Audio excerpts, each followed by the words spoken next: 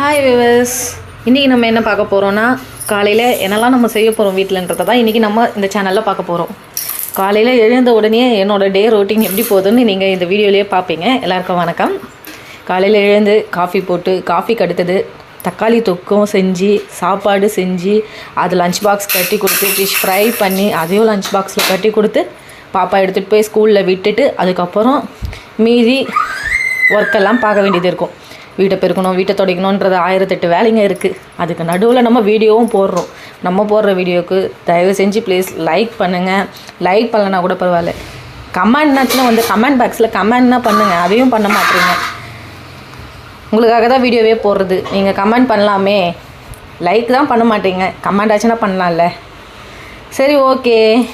இன்றைக்கி நாள் எல்லாருக்கும் எப்படி போகுதுன்னு தெரியல. பட் எனக்கு நாள் ரொம்ப டஃப்பாகவே போயிட்டுருக்கு. காலையில் எழுந்ததுலேருந்து வேலையிலேயே எனக்கு நாள் போயிட்டுருக்கு.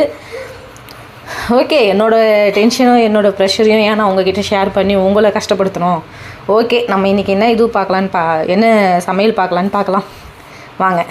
ஃபஸ்ட்டு ஒரு ஸ்டவ் ஆன் பண்ணி ஒரு பேனில் எண்ணெய் ஊற்றி கடுகு போட்டு பூண்டு கருவேப்பிலை போட்டு வதக்கிக்கணும்.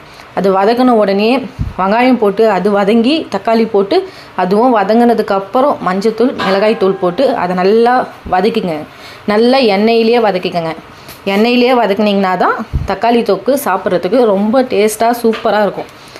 அதெல்லாம் வதக்கி முடித்ததுக்கப்புறம் மிளகாய்த்தூள் போட்டு நல்லா ஃப்ரை பண்ணி எண்ணெய் நல்லா பிரிஞ்சு வரணும். எண்ணெய் பிரிஞ்சு வந்ததுக்கப்புறம் கொத்தமல்லி தூவிட்டு நம்ம இறக்கிட்டோன்னா நம்ம வீட்டு சமையல் தக்காளி தொக்கு சும்மா வீடே கம்மன்னு இருக்கும் பாருங்கள். எல்லாருக்குமே பிடிக்கும் தக்காளி தொக்குனா. யாருக்கு பிடிக்காது சொல்லுங்கள்? எல்லாருக்குமே பிடிக்கும் தக்காளி தொக்குனா. நம்ம தக்காளி தொக்குக்கு சாதம் போட்டு அந்த தக்காளி தொக்கு அதில் வச்சு பெரட்டி மீன் வறுத்து அந்த மீன் வறுவலையும் அதில் வச்சு நம்ம சாப்பிட்டா அதனோட டேஸ்ட்டே சும்மா வேறு லெவலில் இருக்கும். பாய். என்னோடய சேனலை பிடிச்சிருந்தா லைக் பண்ணுங்கள், ஷேர் பண்ணுங்கள், சப்ஸ்கிரைப்